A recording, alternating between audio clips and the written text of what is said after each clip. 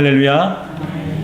부활주일 저녁 예배에 이렇게 나오신 우리 모든 성도님들에게 부활의 생명과 능력이 여러분과 함께하길 주님의 이름으로 축복합니다.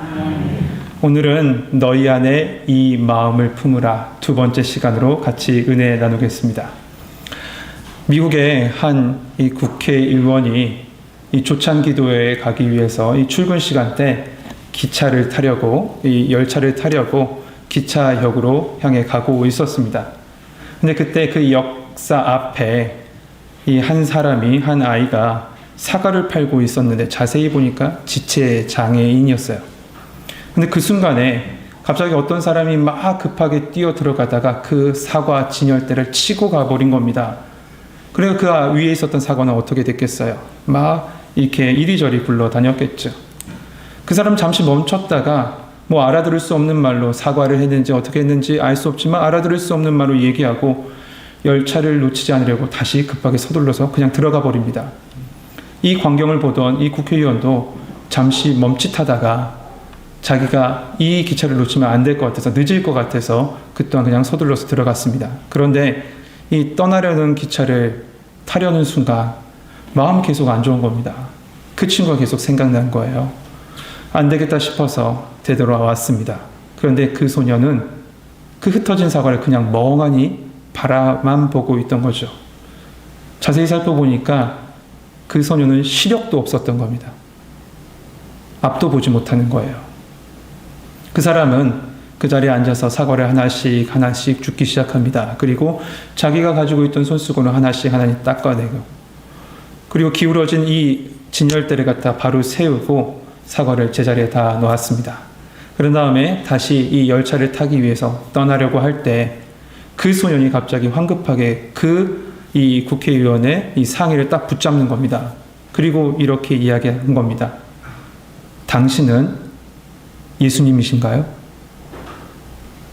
그때 이 사람이 이렇게 대답했답니다. 아닙니다. 나는 다만 그분을 닮고 싶은 사람일 뿐입니다. 여러분, 그리스도인은 그리스도를 따르는 사람입니다. 그리스도인은 그리스도를 닮아가는 사람이죠. 여러분은 그리스도인입니까? 그리스도인이 맞습니까? 여러분, 이 문제, 이 질문에 대한 것을 한번 마음에 담고요. 말씀 속에 깊이 한번 나가 보십시다. 마지막에 여러분에게 깊은 정답, 그 정답을 주실 줄 믿습니다. 우리는 약 2달 만에 지금 빌립보서의 말씀을 봅니다. 원래는 저녁 시간마다 빌립보서의 말씀을 봤는데 여러 가지 행사로 인해서 지금 2달 만에 이렇게 말씀을 봤습니다.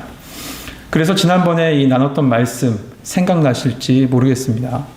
간단하게 한번 정리해 보면 2장 1절에서부터 4절을 통해서 복음에 합당한 삶, 하늘의 심권을 가진 사람의 모습이 어떠해야 하는지 구체적으로 말씀을 봤습니다.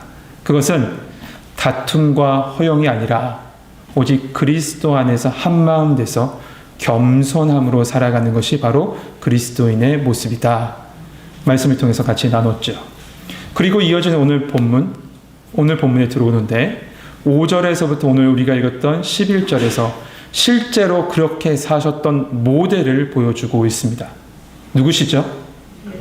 네, 바로 예수님이세요. 여러분 생각나실지 모르겠지만요. 이 서신을 받는 사람들, 그러니까 빌립보 교회의 성도들, 그 성도들은 지금 갈등 가운데 있었습니다.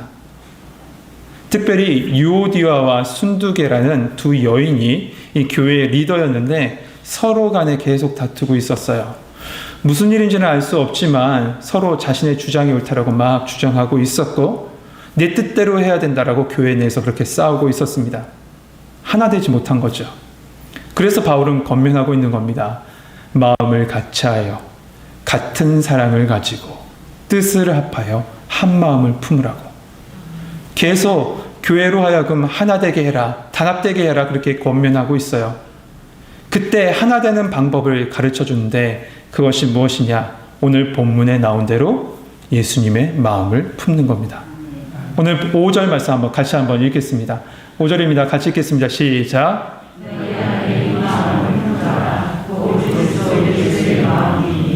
아멘. 여러분, 오늘 말씀은 예수님의 말씀에 유념해라, 예수님처럼 행해라 하지 않습니다. 아예 예수님의 마음을 품으라 해요. 예수님의 마음을 품어라.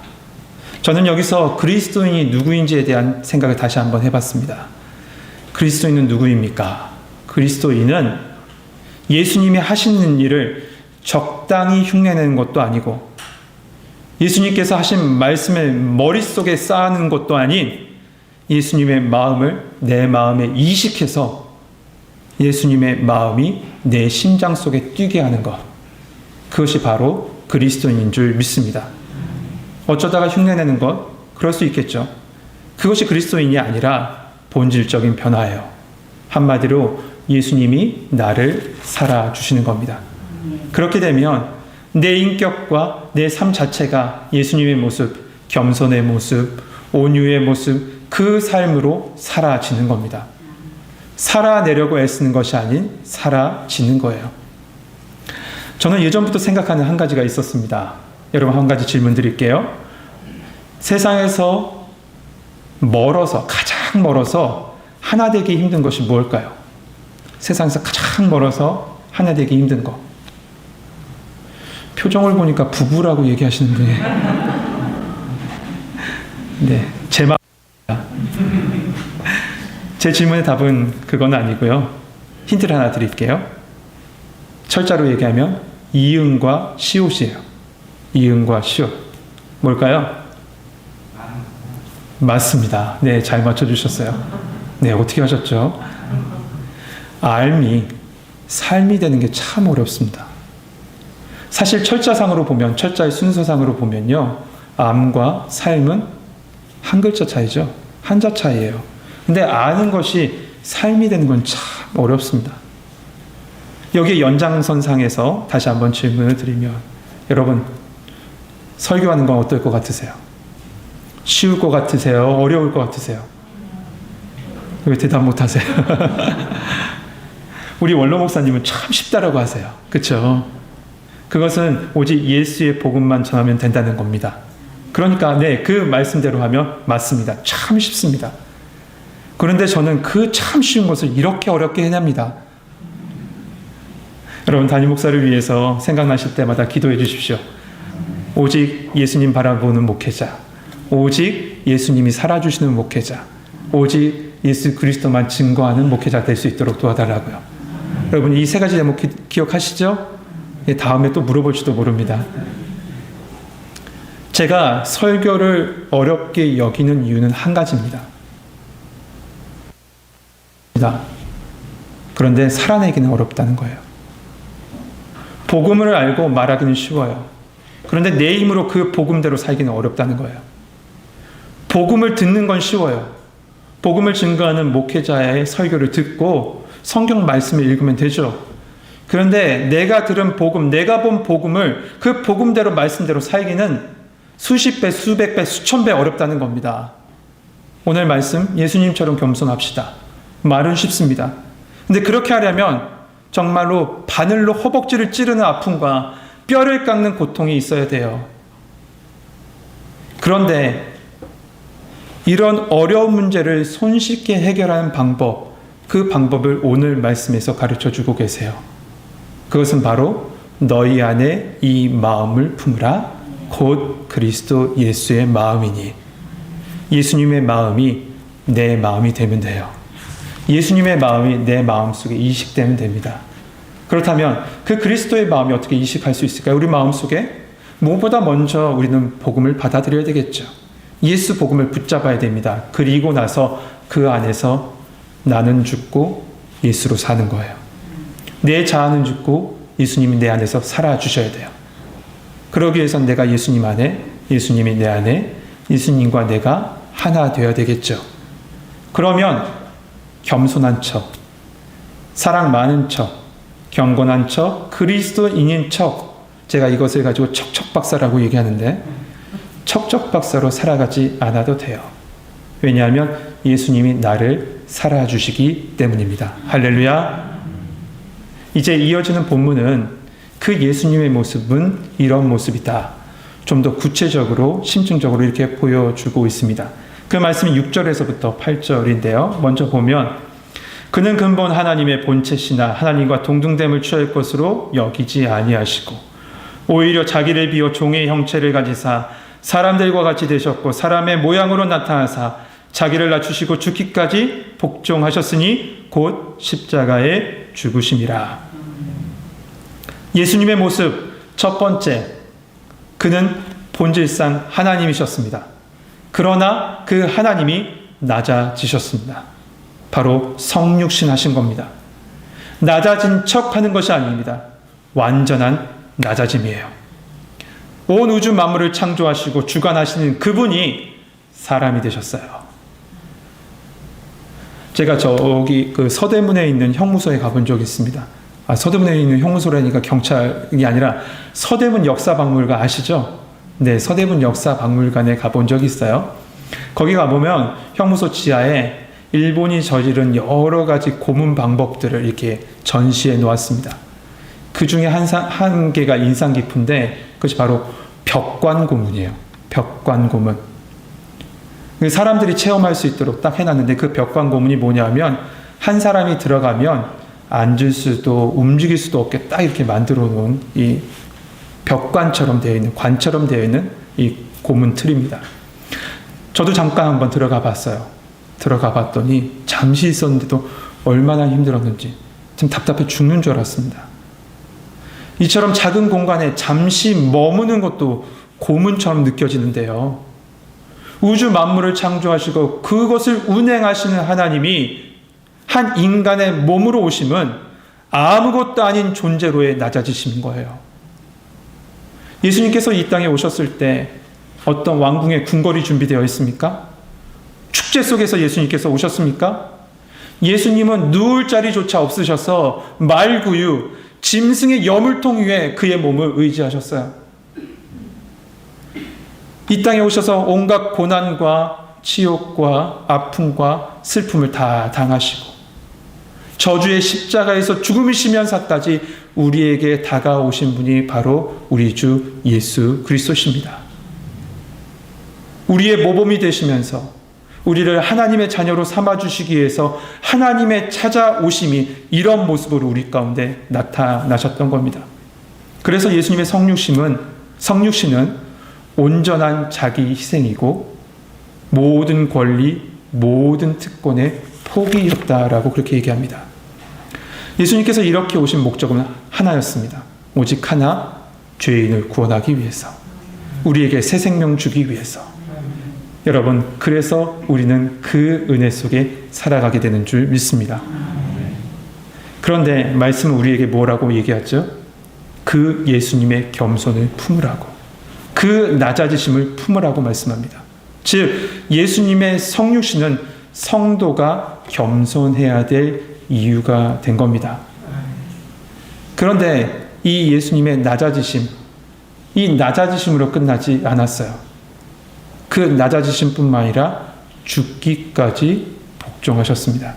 8절 말씀 보면 사람의 모양으로 나타나사 자기를 낮추시고 죽기까지 복종하셨으니 곧 십자가에 죽으심이라. 그 이유가 뭡니까? 죽기까지 복종하신 이유가 뭡니까? 첫 번째로 아버지 하나님의 뜻을 따르기 위해서죠. 로마서 5장 8절 말씀에 우리가 아직 죄인 되었을 때 그리스도께서 우리를 위하여 죽으심으로 그 죽으심은 하나님께서 우리에 대한 자기의 사랑을 확증하시기 위함이다 라고 말씀하고 있습니다. 예수님은 하나님 아버지의 구속계획을 위해서 복종하셨던 겁니다. 그래서 겟세마네 동산에서 기도하실 때 아버지 할 수만 있다면 이 잔을 옮겨 주옵소서라고 기도하셨지만 마지막은 내 뜻대로 마시고 아버지 뜻대로 하옵소서. 하나님 아버지의 구원 계획에 복종하셨던 겁니다. 두 번째로 예수님께서 죽기까지 복종하신 이유는 우리에게 복종의 본, 순종의 본을 보여주신 겁니다. 성도들에게 충성의 본을 보여주신 거죠. 이것이 바로 예수님의 겸손이라는 것이고 이것을 품으라고 말씀해 주고 계신 겁니다. 오늘 본문 우리가 읽었던 6절에서부터 8절을 자세히 보면 예수님의 낮아지심, 겸손은요, 하나님의 본체로부터 시작해서 십자가의 죽으심으로 마치고 있는 모습을 볼 수 있어요. 바울은 이 측량할 수 없는 하나님이 어디까지 낮아지는지를 이 한 6절에서부터 8절의 말씀 속에서 우리에게 한 번에 보여주고 있는 겁니다. 영국의 의사이며 선교사인 허드슨 테일러에게 어떤 사람이 찾아왔답니다. 그리고 이렇게 물었습니다. 당신은 하나님께서 크게 사용하시는 분 같습니다. 그래서 교만해지려는 유혹이 더 심할 것 같아요. 그런데 당신보다 혹시 더 훌륭한 사람은 있을까요? 그렇게 생각하는 분이 계십니까? 그때 허드슨 테일러가 이렇게 대답한답니다. 그와 반대입니다. 저는 이렇게 생각합니다. 하나님께서 마음대로 쓰실 수 있을 만큼 작고 연약한 자를 찾으시다가 저를 발견하신 것입니다. 조지 뮬러가 설립한 이 고아원, 그 고아원의 원장이었던 프레드리 버거는 이런 유언을 남겼답니다. 젊은 형제들에게 말해주시오. 그들이 너무 작아서 하나님이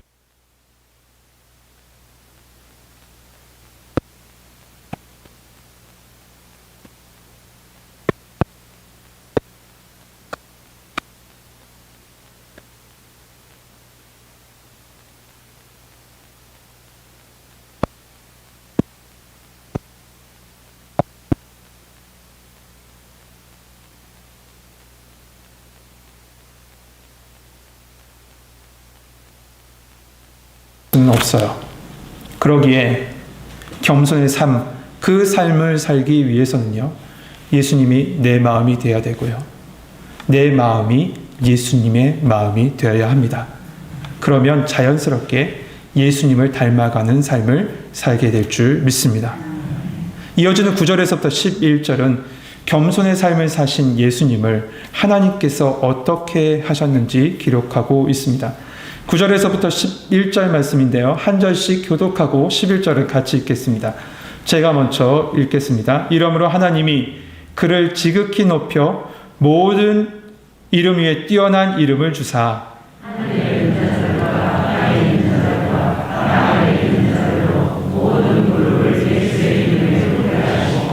모든 입으로 예수 그리스도를 주라 시인하여 하나님 아버지께 영광을 돌리게 하셨느니라. 아멘. 좀 전에 읽었던 6절에서부터 8절은 겸손의 모델로서 예수님의 낮아지심을 보여줬다면, 오늘 후반부 우리가 읽었던 이 부분은 하나님께서 높여주심을 보여주고 있습니다. 먼저 예수님께서는 그를 지극히 높여, 하나님께서는 그를 지극히 높여 모든 이름 위에 뛰어난 이름을 주셨다라고 말씀하고 있습니다. 이사야 9장 6절 말씀에 우리가 잘 아는 말씀인데요. 이는 한 아기가 우리에게 낳고 한 아들을 우리에게 주신 바 되었는데 그 어깨에는 정사를 메었고 그의 이름은 기묘자라 모사라 전능하신 하나님이라 영존하신 아버지라 평강의 왕이라 할 것임이라. 모든 권세, 열왕 위에 뛰어난 권세의 이름으로 예수님을 세워주셨습니다. 두 번째로 그 낮아지셨던 예수님을 하나님께서 어떻게 하셨냐? 온 우주 만물이 모두 예수님 앞에 무릎 꿇게 하셨습니다. 무릎 꿇게 해 주셨어요. 10절 말씀 한번 보시죠. 하늘에 있는 천사들, 하늘에 있는 자들, 이 하늘에 있는 자는 누굽니까? 천사들이죠. 땅에 있는 자들은 누구예요? 온 인류입니다. 그리고 땅 아래에 있는 자들은 어둠의 권세들을 얘기해요. 그 모든 무릎을 예수의 이름에 꿇게 하셨다. 결국 이 모든 일이 예수님께서 다시 오시는 날 이 모든 모습이 완성되어 우리 가운데 보여지게 될 것입니다. 하나님께서 예수님을 이렇게 높여주십니다. 그리고 마지막 11절 말씀, 모든 입으로 예수를 주라 시인하여 하나님 아버지께 영광을 돌리게 하셨느니라. 하나님의 영광입니다. 예수 그리스도로 말미암아 그 높여주심으로 말미암아 하나님의 영광이 드러나게 되고 그를 품고 살아가는 사람을 통해서 하나님의 영광이 드러나게 될 줄 믿습니다. 구속사의 궁극적인 목적은 이겁니다. 하나님의 영광이에요. 이것은 예수님께서 죽기까지 복종하신 그 그리스도의 궁극적인 목적인 것이죠. 이제 우리가 겸손하고 순종함으로 살아가야 될 이유는 분명해졌습니다. 그것은 바로 하나님의 영광이 우리를 통해서 나타나야 되기 때문에 그렇습니다. 그럼 어떻게 그렇게 하나님의 영광이 드러날 수 있습니까? 5절 말씀, 바로 그리스도의 마음을 품는 자, 그리스도의 마음으로 살아가는 자, 그 삶을 통해서 하나님의 영광이 드러나게 될 줄 믿습니다. 바울은 이렇게 겸손의 모델로서 예수 그리스도를 말했습니다. 근데 보세요. 사람은 겸손하지만 겸손할 수만 있는 것은 아니죠. 교만한 모습도 있습니다. 그렇다면 반대의 모습도 우리는 분명히 알아야 돼요. 어떤 모습일까? 좀 번거롭지만 우리 성경을 찾읍시다. 이사야 14장입니다. 이사야 14장 12절부터 15절 말씀입니다. 구약성경 984면에 있습니다. 이사야 14장 12절에서부터 15절의 말씀.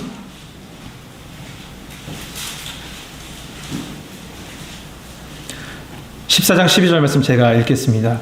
너 아침의 아들 계명성이여, 어찌 그리 하늘에서 떨어졌으며 너 열국을 엎은 자여, 어찌 그리 땅에 찍혔는고.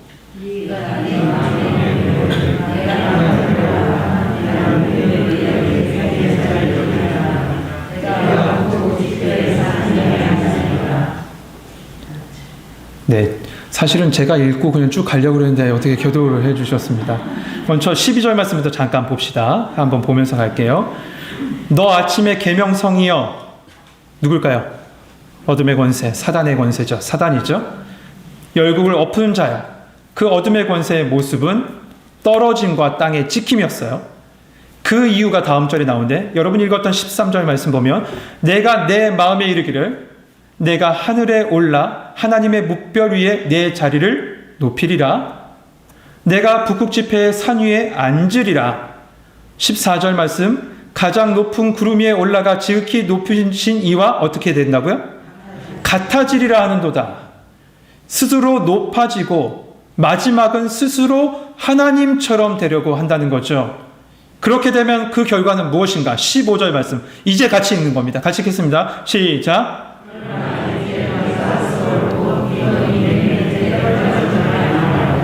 아멘. 수월 끝에 들어간다는 거예요. 어둠의 끝으로 들어간다는 거예요. 여러분, 교만은 패망의 선봉이고 거만한 마음은 넘어짐의 앞잡이라고 했습니다. 사랑하는 성도 여러분, 앤드류 머레이가 쓴 겸손이라는 책에 보면 이런 글이 써 있습니다. 여러분 안에 교만을 품을수록 타락한 천사가 여러분 안에서 날뛸 겁니다. 여러분 안에 참된 겸손을 품을수록 하나님의 어린 양께서 여러분 안에서 내주하십니다. 결국 우리 안에서 하나님의 어린 양 되신 예수 그리스도가 우리의 마음을 주장하시고 우리의 마음을 덮어주실 때 1절에서부터 2장 1절에서부터 4절에 나온 복음에 합당한 삶, 겸손한 삶, 사랑의 삶, 하나 되는 삶, 하늘의 시민권자의 삶을 살아가게 된다는 것입니다. 왜냐하면 우리 안에 계신 예수님께서 나를 그렇게 살아주시기 때문에 그렇습니다. 너희 안에 이 마음을 품으라. 여러분, 예수 그리스도의 마음이 여러분의 심령 속에 덮어지길 소망합니다. 우리 성도들의 마음속에 예수 그리스도의 심령이 덮어짐으로 말미암아 예수님이 살아주시고 그 살아주심으로 말미암아 하나님의 영광이 드러나고 하나님의 영광이 드러남으로 말미암아 여러분의 삶을 통해서 주의 복음이 증거되는 우리 처음교회 성도님 되시기를 주님의 이름으로 축복합니다. 기도하겠습니다. 은혜로우시고 사랑이 많으신 하나님, 감사합니다. 우리로 말씀을 통해서 예수 그리스도의 마음을 보게 하여 주시니 감사합니다. 우리는 스스로 순간순간마다 높아지려 할 때가 참 많습니다. 우리의 교만의 씨앗이 순간순간마다 올라와서 남을 깔보고 하나 되기보다는 비교하며 높아지려 할 때가 너무나도 많이 있습니다. 하나님, 우리 가운데 예수 그리스도의 마음을 덮어주셔서 오직 겸손함으로 서로 사랑하게 하여 주시고 주의 교회 안에서 서로 섬기게 하여 주시고 오직 주의 교회가 하나님의 영광을 드러낼 수 있는 교회 되게 하여 주옵소서.